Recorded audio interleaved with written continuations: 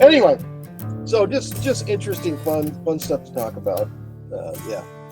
So anyway, All right. Yeah. well, I just wanted to ask you a question because I know a little bit of your history. So you've been in combat. I mean, has there ever been like where you're in a situation, and I don't know if you were ever in a situation where you felt like, oh, this is it, and had some sort of weird experience. I mean, I know you were in Iraq and you were being attacked by tanks and they're shooting at you.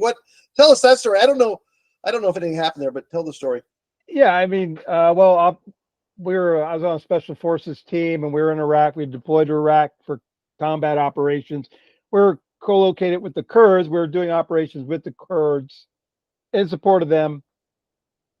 And we were advancing toward Kirkuk because of the oil refineries and just pushing down into the north to help the conventional army that was coming up from the south and just kind of putting a squeeze on old Saddam Hussein. Right. And we came to this intersection, a bunch of stuff happened, and suddenly this column of tanks, who we had already been watching for several days, we knew they were out there, but they came out, they decided we were low-hanging fruit, and I guess they decided to take us out. So a column of tanks with some, I think it was 4 tanks, and then some APC-type vehicles and deuce and a halves came out and engaged us. And we used our Javelin missile systems. We had like 4 of them. There's 2 teams were located together. So we had 4 systems. We basically annihilated them. But before we annihilated them, they were shooting at us, and we were basically advancing to the rear. That's a famous quote from General Patton. We're not going to retreat. We're going to advance to the rear. So basically, we were doing that. We advanced to the rear, got the high ground, and engaged and all. But so at moments like that, it becomes more surreal, and you're like, wow, is this really happening? But for obviously it's scary, but in a way you've done it. I had almost 20 years in the military at the time. We've been deployed a lot and training missions. So in a way, you're just doing what you're trained to do. So you're not really thinking about, well, man, oh crap, I'm gonna get blown up, or the scariest, I guess the most frightful time where I really thought this is it is weird is we weren't in combat. We were waiting for a possible counterattack. It was just me and this other guy with the Javelin system. And the fact that nothing was happening and you're just waiting and you get there to think about, this could be the last. Wow. Just that's when it's scary. When everything's going on, you're just reacting. So yeah, to me, that was the only time missions like that where I'm just moving to the woods or down a street that's dark and nothing's going on. That's when it's scary. Yeah. When it happens, you're like, yes, now I can kind of react and go into my training. So that's kind of it in a nutshell for me. And I'm not really a spiritual kind of guy. I don't think so. My wife, she's much more spiritual. She's like, oh, did you sense that? Like, no. So anyway. Well, it's funny because I was thinking when we were growing up overseas, remember the Chris Club? Did you ever? Boy. That was, they could have some spiritual experiences there. I remember I was there. Somebody told me fights there. Huh? Oh, well, I never got any fight. Thankfully, I didn't get any fights there. But I was there the one night.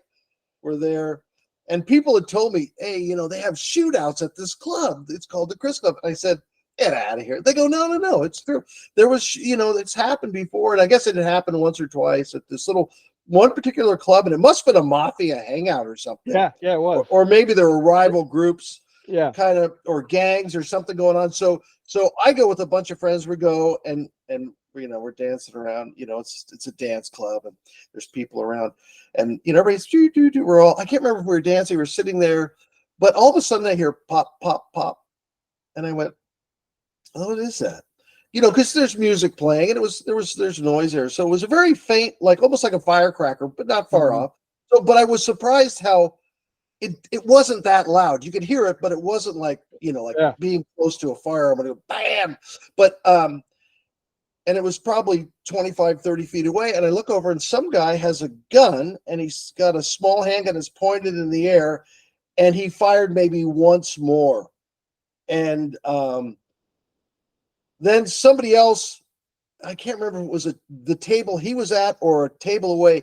Somebody else stands up, and it looks from my perspective was dark, and he looks like he pulls a weapon out and he shoots the guy in front of him that was shooting in the air. That guy goes back over a table, and at that point, I mean, before when I first heard it and saw the guy shooting there, I thought, oh, this is somebody's idea of a joke. This isn't, really happening.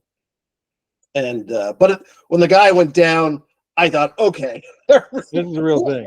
We all jumped under tables. We were diving for cover. It was pretty crazy. That was a pretty good gunfighting lesson. If you're gonna shoot the gun, shoot it at somebody. There you go. Don't shoot in the air. Don't shoot it in the air. Yeah, I guess he figures. But there's a lot of people who really just figure if, hey, I've got the gun, everybody should be scared of me. But there's always somebody in the crowd that maybe ain't so scared. And may have a gun, and he may respond, and he did. And so they drug that guy out. I saw them drag the guy out that got shot, or I don't know if he was shot, or I assumed he was shot. And then so when we jumped down, from what somebody told me afterwards, was there was actually shooting going on in the parking lot. So the gunfight moved out of the building. So whoever did something chased the other guys out. There was a gunfight in the parking lot. We're all laying on the floor, and it was like it wasn't that long. So the whole thing moved outside.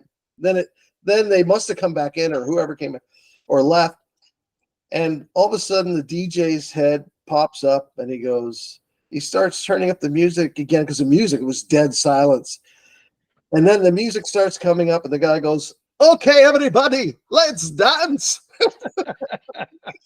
Problem solved. The police, whatever, they don't need to come. Yeah, it's funny because the Chris Club, that was kind of a high school hangout. I was like a junior, senior. I was going there. Really? Yeah. With all our buddies. It was almost every weekend, for certain times of the year in December, Christmas break.